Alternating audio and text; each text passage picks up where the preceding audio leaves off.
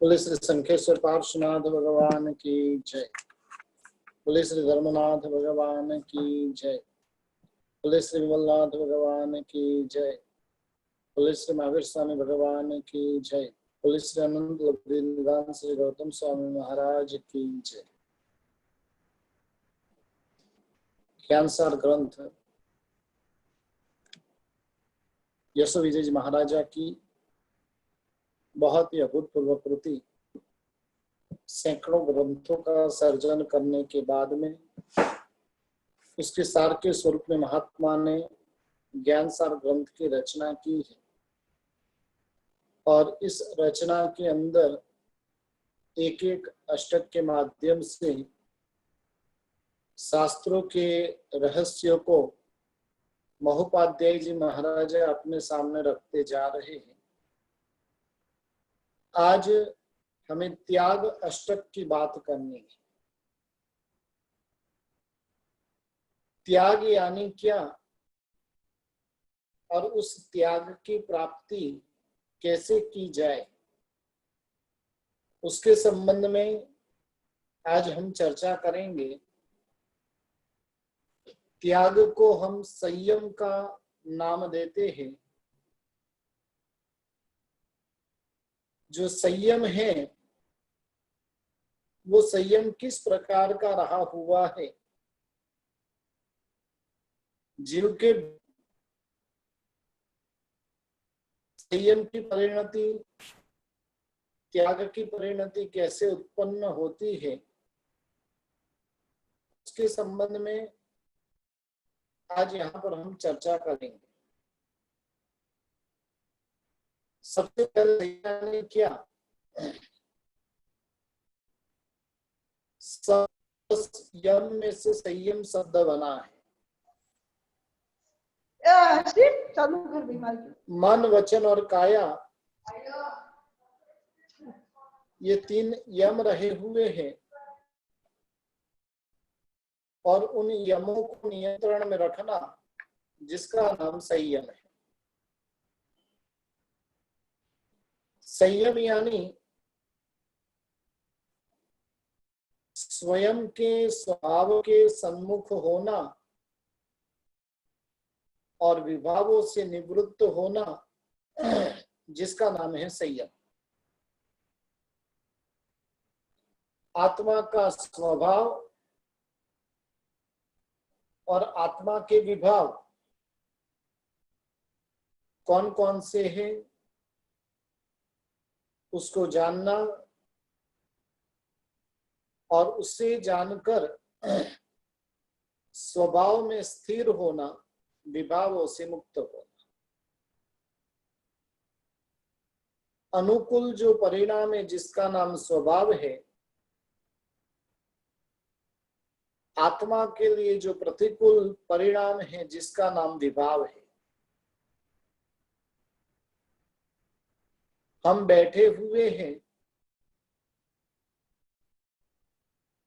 वहां पर ठंडी ठंडी मंद मंद हवाएं चल रही है, हमें सुख की प्राप्ति हो रही है। वो अनुकूलता,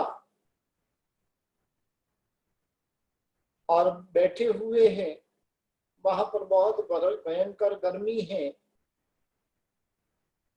मन पूरा बेचैन बेचैन बना हुआ है, उसका नाम है प्रतिकूलता।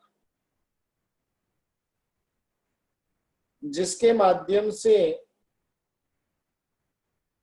आत्मा स्वयं के स्वभाव की ओर आगे बढ़ता है वो संयम है। जिसके माध्यम से आत्मा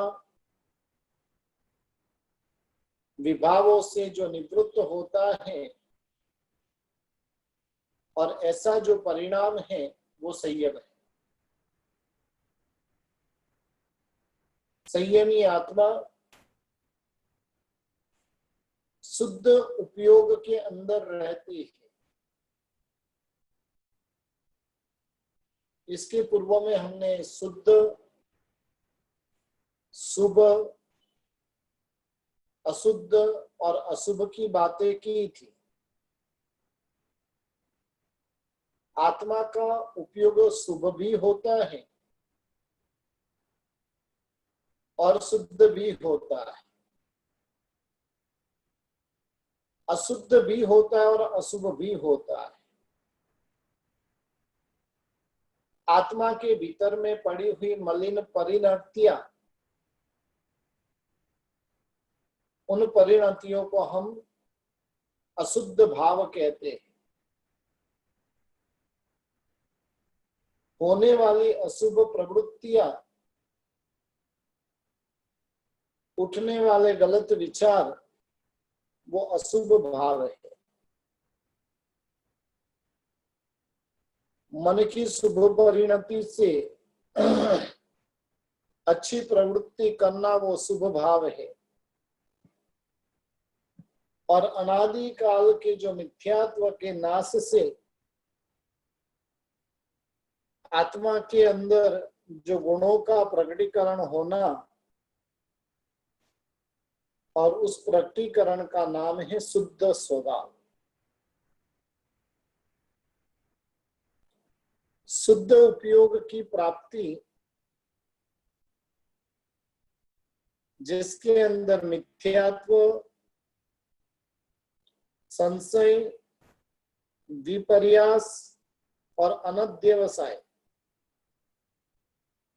आदि जो आत्मा के दोष है, और उन दोषों से रहित आत्मा का उपयोग जो होता है, जिसका नाम है शुद्ध उपयोग। कई बार स्तवनों की पंक्ति आदि के अंदर भी हम कहते शुद्ध उपयोग ने समताधारी, वो यही शुद्ध उपयोग रहा हुआ है। संसार में परिभ्रमण करते करते आत्मा ने अशुभ और अशुद्ध उपयोग तो अनंत बार प्राप्त किया है।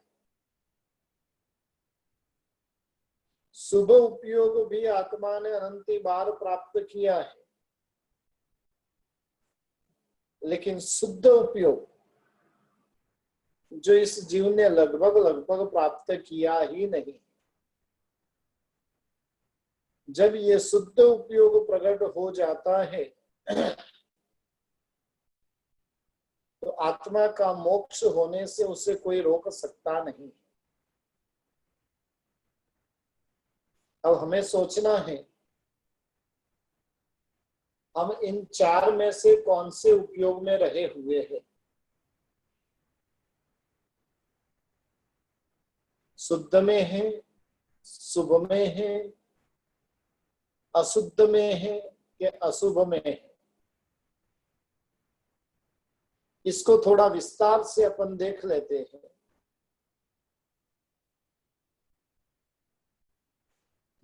आत्मा के भीतर में परिणति ही मलिन पड़ी हुई है, उसका नाम है अशुद्ध उपयोग। परिणति ही इस प्रकार से मलिन पड़ी हुई है, और उस मलिन परिणति के कारण जीव अच्छी प्रवृत्ति करे कि खराब प्रवृत्ति करे, दोनों प्रवृत्ति के अंदर उसका आत्मिक तत्व जो है वो खराब है। कई बार हम स्वयं धर्म करते हैं, हम स्वयं त्याग करते हैं, हम स्वयं तप करते हैं, लेकिन ये सब करते हुए भी हमें धर्म, त्याग, तप वगैरह पसंद नहीं हो, ये संभवित है। बात कुछ समझ में आई वैसा लगता नहीं है। अच्छी प्रवृत्ति कर रहे और फिर भी पसंद नहीं आई, हो सकता है। पूरा विरोधाभास है ना। आप स्वयं सामयिक करते हो, सामयिक धर्म आपको पसंद है, आप स्वयं पूजा करते हो, प्रतिक्रमण करते हो, सारी की सारी आराधना करते हो। अब आपके घर में आई हुई बहू जिस दिन से ससुराल में आई उसी दिन से धर्म आराधना में लग जाए, दिन की 4-4 सामयिक करे, सुबह शाम प्रतिक्रमण करे, मंदिर में 2 घंटा आराम से मस्ती से भक्ति करे, 1 घंटा जिन वाणी का श्रवण करे, दिन के 8 घंटे इसके अंदर व्यतीत करे, तो वो बहू आपको अच्छी लगेगी कि नहीं? थोड़े समय पहले की सत्य घटना, लॉकडाउन के पहले की, बाल मंदिर के अंदर छोटे छोटे बच्चों को धार्मिक पढ़ा रहा था, और उस समय के अंदर बच्चों को पूछा कि भी कौन कौन रात्रि भोजन त्याग करके आज आए हैं, आज खाना खाकर कौन कौन आए? 1-2 बच्चों को छोड़कर बाकी सब बच्चों के हाथ नीचे थे।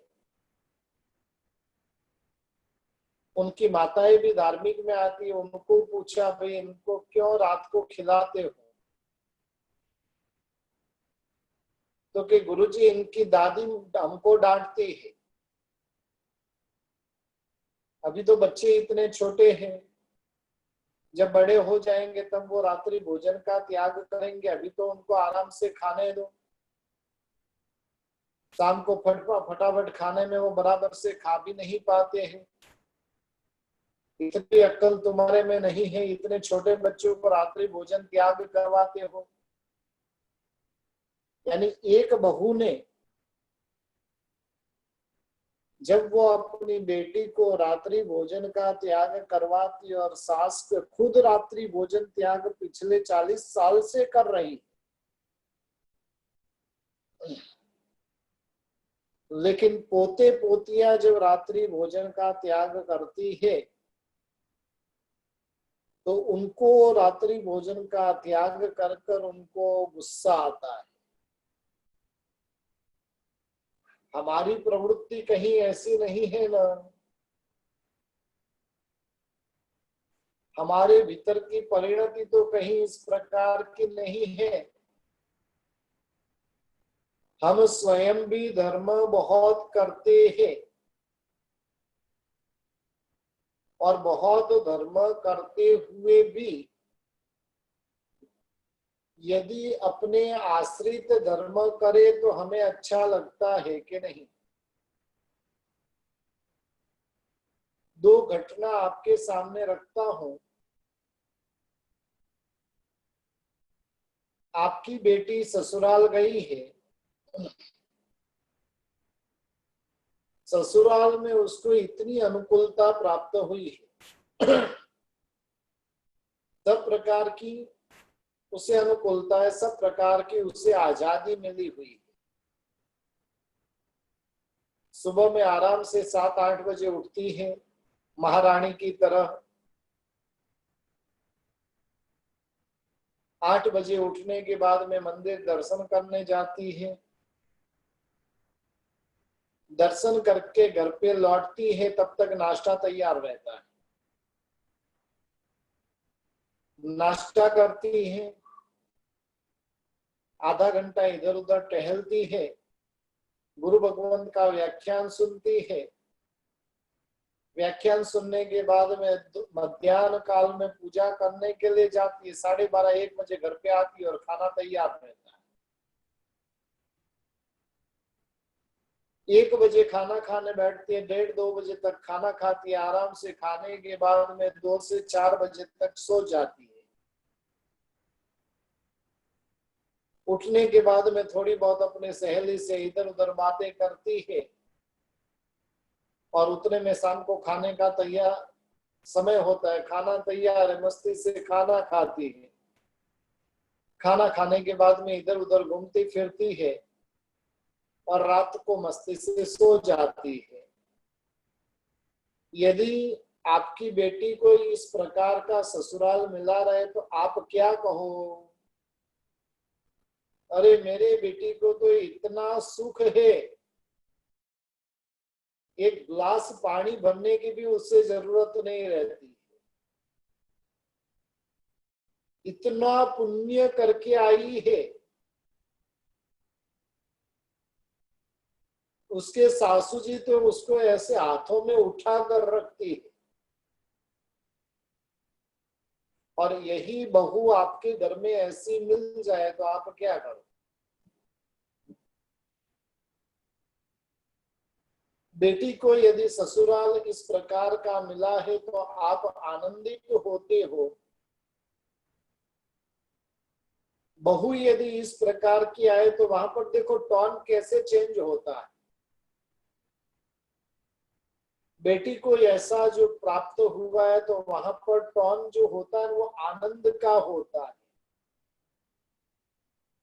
लेकिन जब बहू इस प्रकार की आ जाती है, उसके माँ बाप ने क्या संस्कार दिए, सुबह उठती ही नहीं, 8-8 बजे तक तो पड़ी रहती, उठती और महारानी की तरह सीधे मंदिर दर्शन करने चली जाती है, आती सीधा नाश्ता करने बैठ जाती है, जैसे कुछ काम धाम रहे नहीं वैसे व्याख्यान में जाकर बैठ जाते हैं, पूजा करती हैं, 1 बजे आकर खाना खाते हैं, फिर सो जाती है। इतनी खराब बहू मुझे मिली है, पता नहीं कौन से पाप किए थे कि वो पाप के कारण मुझे इस प्रकार की बहू प्राप्त हुई। अब दोनों घटना में देखिए, अंतःकरण क्या कहता है। बहू है तो उसके लिए आपका रवैया अलग हो जाता है, और बेटी है उसके लिए आपकी बातें अलग होती है। बेटी जब आती है तब उसे कोई भी काम नहीं करना पड़े, उसकी पूर्ण रूप से सावधानी रखते हो, और बहू है तो पूरा का पूरा काम का बोझ उसके ऊपर डाल दिया जाए, इसकी भी परवाह नहीं रखते। अब वास्तव में आप सोचिए, धर्म क्रिया, पूजा पाठ, जिनवाणी श्रवण, सभी प्रकार का धर्म करते हमारे भीतर में कहीं ऐसी परिणति तो नहीं है ना, धर्म करते हुए भी अधर्म का पक्ष लेते हो, धर्म करते हुए भी अधर्म अच्छा लगता हो, वैसा तो नहीं है ना। वो दादी जैसी हालत, खुद 40 साल से रात को नहीं खाती है, लेकिन पोतियों को रात को खिलाने जैसा लगता है। और ये लगता कहां से है, वास्तव में उसे भी रात्रि भोजन पसंद है। तब वो क्या करते हैं, अन्य को रात्रि भोजन कराने में आनंदित होते हैं। ये अशुद्ध परिणाम है। अच्छा करते हुए भी परिणति, आत्मा के जो परिणाम पड़े हुए वो बहुत खराब पड़े हुए हैं। धर्म करते हुए भी संस्कार अधर्म के, ब्रह्मचर्य का पालन करते हुए भी संस्कार अब्रह्म के, दान देते हुए भी संस्कार पैसे कमाने के, और ये सब परिणतियां कहीं अपने भीतर में पड़ी हुई नहीं है ना।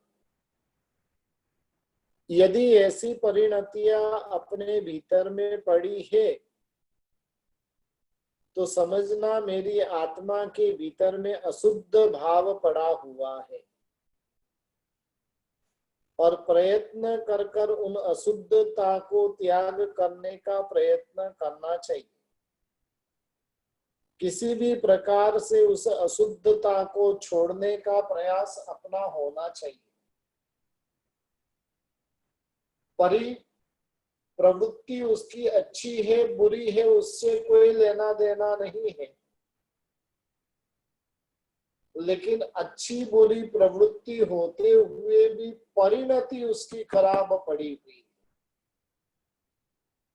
क्रोध नहीं कर रहा है लेकिन क्रोध करने जैसा तो लग रहा है, पैसा नहीं कमा रहा है लेकिन पैसा कमाने जैसा तो लगता है, खुद ने शादी नहीं की है लेकिन शादी करवाने जैसी तो लगती है। और ये सब जो परिणतियां है वो सारी की सारी परिणतियां अशुद्ध रही हुई है। फिर अशुभ परिणति, अशुद्ध के अंदर आत्मा ही खराब है, अशुभ के अंदर मन वचन काया की प्रवृत्ति खराब है। मन से खराब विचार करना वो अशुभ प्रवृत्ति है, लेकिन आत्मा ही खराब रहना वो अशुद्ध परिणति है। अशुद्ध और अशुभ में फर्क कितना रहेगा? खराब करते हुए भी खराब को करने जैसा नहीं माने, खराब करते हुए भी खराब को करने जैसा नहीं माने तो वो अशुभ परिणति कही जाती है। खराब कर रहा और खराब करने जैसा मान रहा है तो वो अशुद्ध परिणति है। इसलिए अशुद्ध और अशुभ के बीच में अंतर समझ में आया? बहुत बड़ा अंतर है। एक पाप कर रहा है और एक पाप को करने जैसा मान रहा है। दोनों के बीच में बहुत बड़ा अंतर है। जैसे अशुभ और अशुद्ध के अंदर अंतर पड़ा हुआ है, परिणति अशुद्ध रहे और प्रवृत्ति शुभ हो ये भी संभवित है। भीतर की परिणति खराब है लेकिन प्रवृत्ति अच्छी कर रहे हैं। वास्तव में हमारा जितना धर्म भी हो रहा है ना वो इच्छा का धर्म है कि सब कर रहे और इसलिए हमें करना है। एक धर्म होता है वो आत्म स्वभाव का होता है और एक धर्म होता है वो लोक संज्ञा का होता है। लोक जैसे करते हैं वैसे करते जाना। पर्यूषण आए सब 28 कर रहे थे, हम भी 28 कर ले। चौमासा लगा और सबने प्रतिक्रमण शुरू किया, मैं प्रतिक्रमण नहीं करूंगा तो अच्छा नहीं लगेगा, चलो मैं भी प्रतिक्रमण के लिए चल पड़ता हूं। ये सब लोक संज्ञाएं हैं और इसलिए परिणति खराब होते हुए भी प्रवृत्ति अच्छी होती हुई दिखी जाती है। मंदिर में भगवान के दर्शन करता है लेकिन नजर तो आड़ी टेढ़ी ही होती है। जैसे बगुला होता है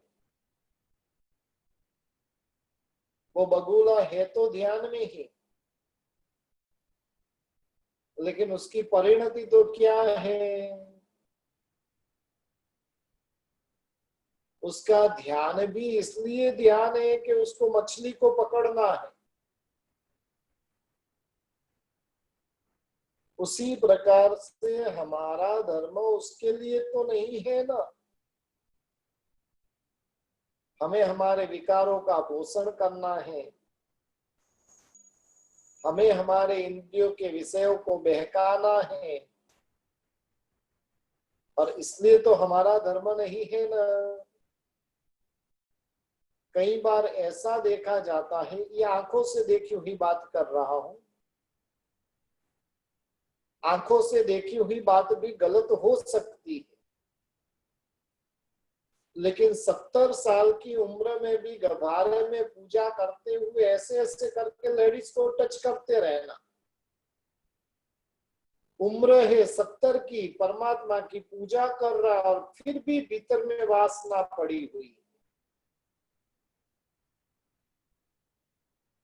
और ये अशुद्ध मन है। अशुद्ध मन के अंदर प्रवृत्ति अच्छी, मन खराब,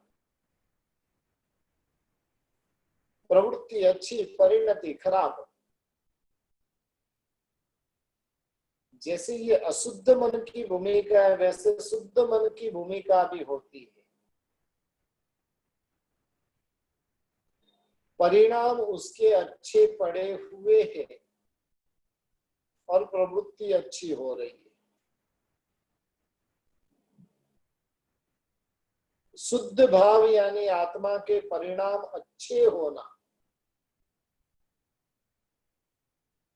शुभ भाव यानी आत्मा की प्रवृत्ति अच्छी है लेकिन परिणति शुद्ध नहीं।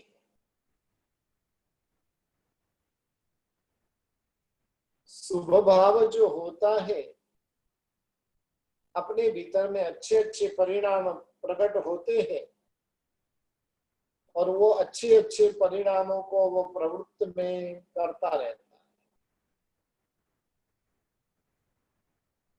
इसलिए शुद्ध भाव और अशुभ भाव में बहुत बड़ा अंतर है। प्रभु की आज्ञा के मुताबिक का जो भाव होना, उसका नाम है शुद्ध भाव। इच्छा अनुसार का जो भाव होना, वो शुभ भाव। परमात्मा की पूजा करने जाना है, अपने समय अनुसार पूजा करने चले जाना, वो शुभ भाव है। प्रभु ने जिस हिसाब से, जिस समय में, जैसे द्रव्यों के साथ में पूजा करने को कही है और उस अनुरूप पूजा करना, वो शुद्ध भाव है। इसलिए शुद्ध भाव, शुभ भाव, अशुभ भाव और अशुद्ध भाव। भीतर में शुद्ध परिणति होते हुए भी अशुभ प्रवृत्ति हो सकती है। प्रसन्न चंद्र राजर्षि की परिणति शुद्ध थी, लेकिन मन के अशुभ परिणामों के द्वारा 7वीं नरक तक के कर्म उन्होंने उपार्जन कर दिए।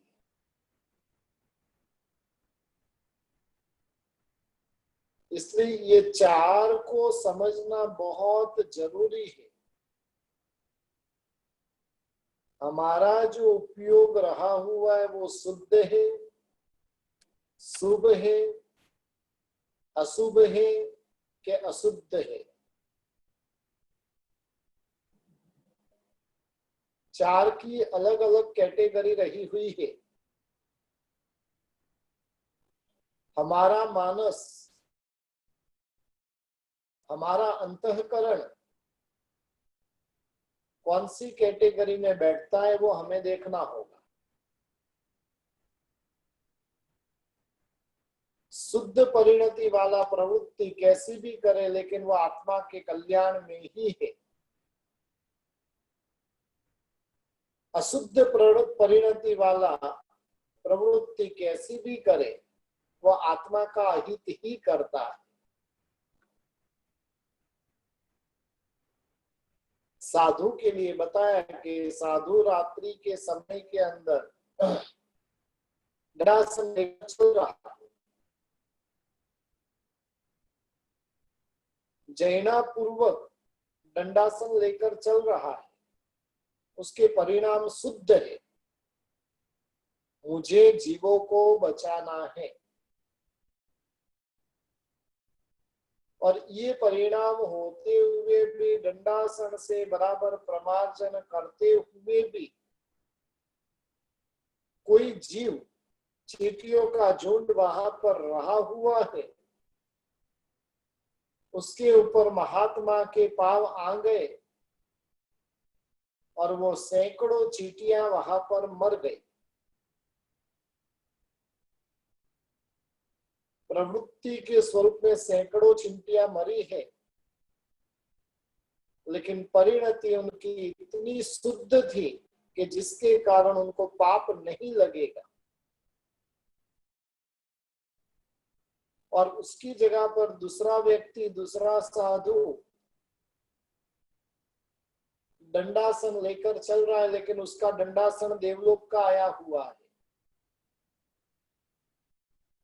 हम भी पौषध लेते हैं ना, पौषध में हमारा दंडासन होता है ना, उद्यान में, पौषध में जमीन से अंदर ही चलता है। देवलोक के देव कभी जमीन को स्पर्श करते नहीं, वैसे उनका दंडासन वगैरह भी जमीन को स्पर्श नहीं करता। अब वैसा जीव ऊपर दंडासन लेकर चल रहा है, कोई जैना कर नहीं रहा, एक भी जीव नहीं मर रहा, लेकिन फिर भी उसकी परिणति खराब है। एक से जीवों की हिंसा हो गई, लेकिन फिर भी उसे पाप नहीं। दूसरे से एक भी जीव मरे नहीं और फिर भी उसको पाप लगेगा। और ये शुद्ध और अशुद्ध परिणति का परिणाम रहा हुआ है। कई लोग तो होते हैं ना, चरवले को भी कवर बनाकर रख देते हैं। चरवले को भी क्या करते हैं,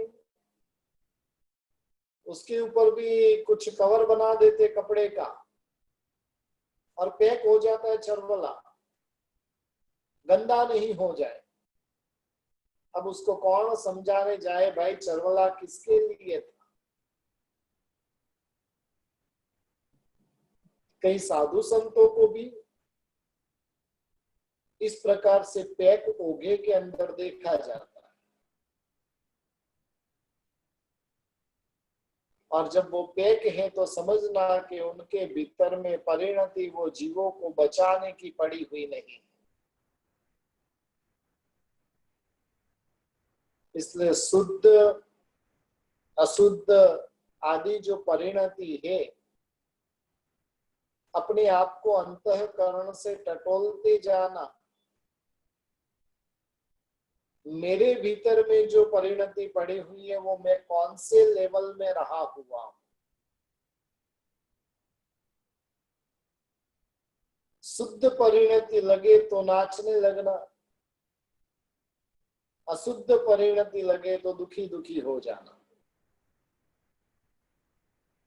यदि लगे कि नहीं मेरी परिणति शुद्ध है, तो प्रभु का उपकार मानना, प्रभु तेरी बहुत बड़ी कृपा दृष्टि है कि अभी तक तेरे मार्ग में हूं। और अशुद्ध लगे तो अपने आप को कोसना कि कैसे कर्म मैंने किए हुए, ऐसी मलिन परिणतियां मेरे भीतर में पड़ी हुई। वास्तव में हमें शुद्ध उपयोग में रहना है। त्याग उसी का नाम है जो शुद्ध उपयोग में होता है। शुद्ध उपयोग का अर्थ बताया कि जब मिथ्यात्व का नाश होता है तब शुद्ध उपयोग प्राप्त होता है।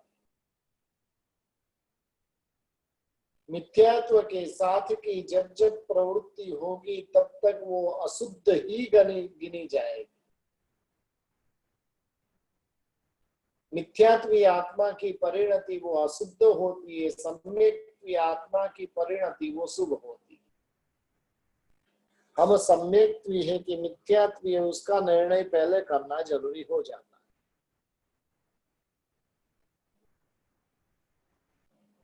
और मिथ्यात्व दूसरे नंबर में संशय, जैसे शुद्ध उपयोग मिथ्यात्व से रहित तो होता है, उसी प्रकार से शुद्ध उपयोग जो होता है वो संशय से रहित होता है।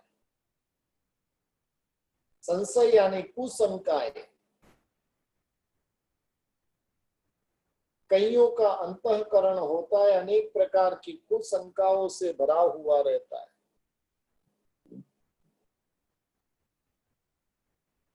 हमारा भी मन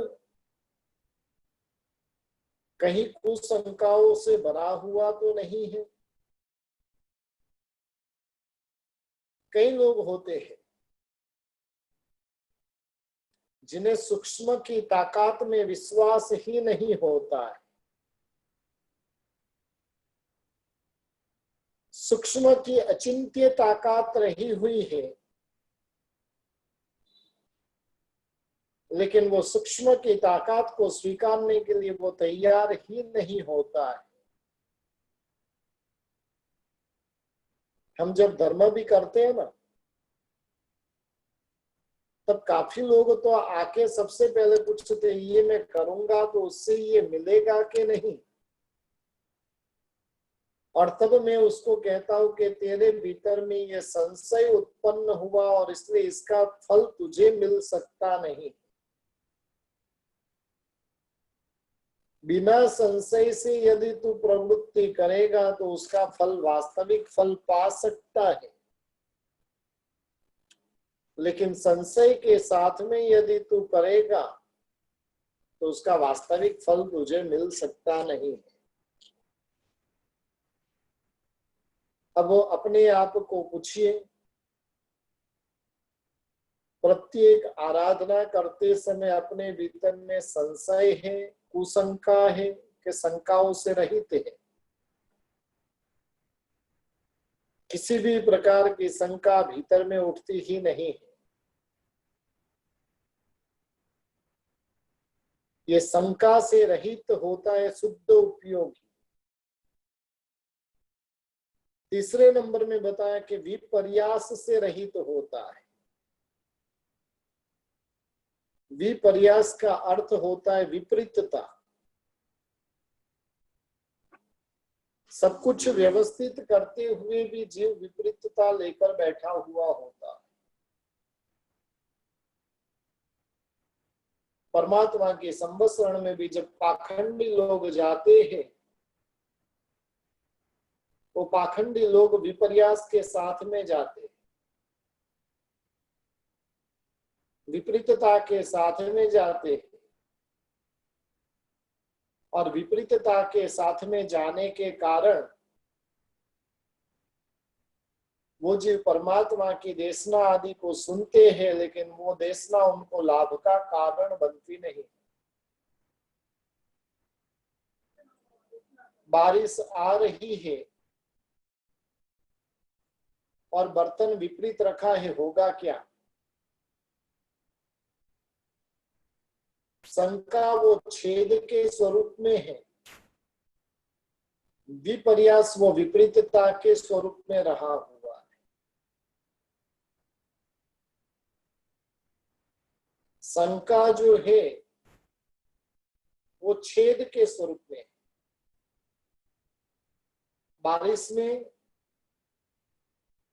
पानी भरने के लिए आपने बकेट रखी है, लेकिन उस बकेट के अंदर छेद है।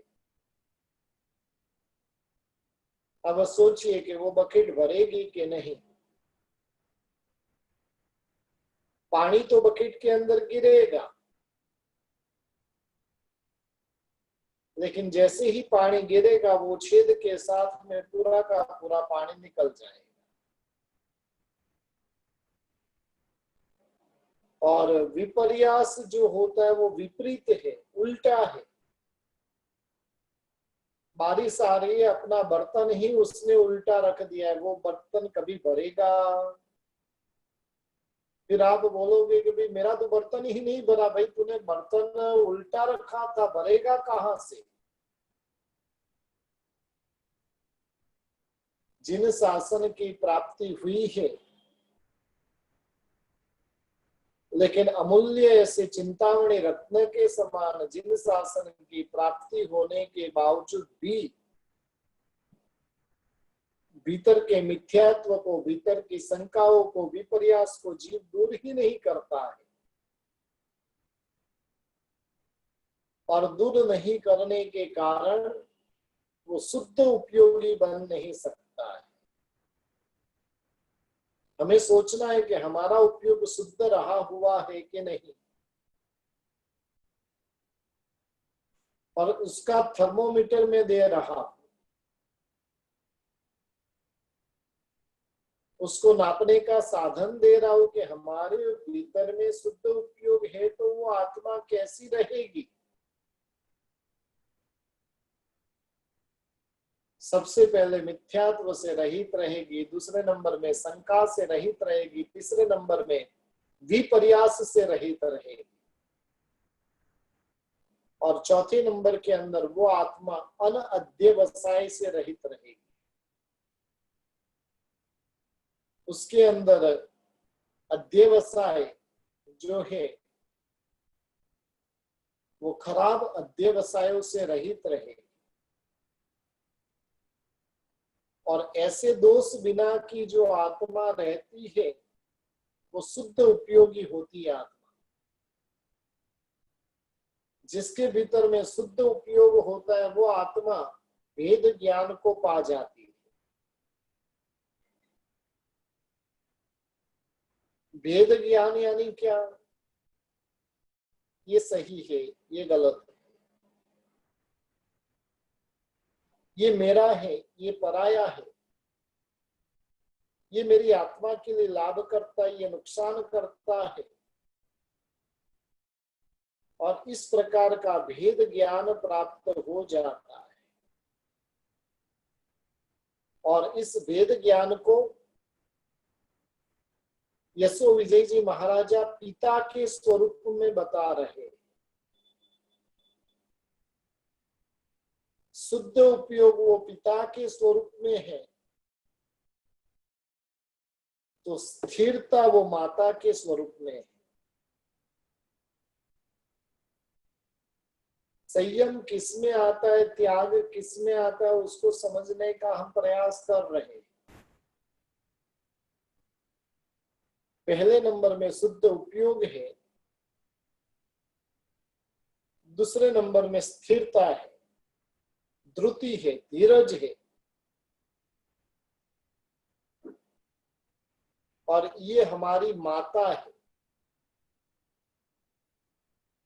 शुद्ध उपयोग वो पिता है और स्थिरता वो माता है। वास्तव में हमारे भीतर में स्थिरता है कि नहीं?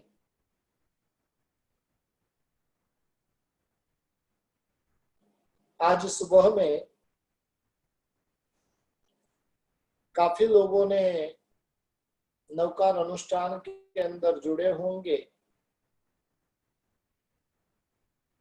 करीब करीब समझ लो कि 70-80 करोड़ के करीब ये पूरा जाप हुआ, या तो उससे भी अधिक हुआ रहेगा। लेकिन ये जाप करने वालों में से कितने की स्थिरता और कितने की अस्थिरता? जिन्होंने जाप करते करते वीडियो खींचते गए, ध्यान वीडियो में, ध्यान फेसबुक में अपलोड करना है, ध्यान यूट्यूब में अपलोड करना है, मेरा फोटो खींचकर मुझे सब जगह पर भेजना है कि हाँ मैंने भी कुछ किया है। अब वैसी परिणति के साथ में यदि नवकार का जाप किया रहेगा तो वो जाप वो आत्म कल्याण का कारण बन सकता है। काफी बार मैं कहता हूं, हमारी सब आराधनाओं के अंदर मोबाइल घुस गया है। मंदिर में जाते हैं तो खुद तो दर्शन नहीं करेगा, लेकिन मोबाइल से फोटो खींचे। कई बार तो देखते हैं भगवान के साथ में भी सेल्फी खिंचवाता है। इसलिए मैं कई बार कहता हूं कि भाई प्रभु के बाजू में खड़े रहने के लायक है, प्रभु के साथ में सेल्फी खिंचवाने के लायक है कि नहीं। आपका फोटो रहे और आपके साथ में कोई गुंडा आकर खड़ा हो जाए तो आपको कितना बुरा लगे, और उस गुंडे के साथ की आपकी तस्वीर रहे तो कल न्यूज़पेपर के अंदर, व्हाट्सएप के अंदर, फेसबुक में, सब जगह पर आपकी तस्वीर, दुनिया का बहुत बड़ा गुंडा है और उस गुंडे के साथ में छप जाए तो कैसा लगे। हमारी परिस्थिति, हमें सेल्फी लेते समय, भगवान के साथ में सेल्फी लेते समय ऐसा कुछ नहीं लगता है। मेरी अधमता और प्रभु की सर्वोच्च दशा। परमात्मा एकदम पूर्ण रूप से पवित्र और मैं पूर्ण रूप से अपवित्र। वो पवित्र और अपवित्रता का कहीं पर मेल बैठता ही नहीं है, और फिर भी बंदा भगवान के साथ में सेल्फी लेने लगता है। इसलिए सबसे पहले नंबर में बताया कि भाई त्याग किसमें आ सकता है, तो कि जिसके भीतर में शुद्ध उपयोग है, जिसके भीतर में स्थिरता है, उसके भीतर में त्याग आ सकता है। आज इस अष्टक के यहाँ पर ही रुकते हम। पहला श्लोक ही अभी तक तो पूरा नहीं हुआ है।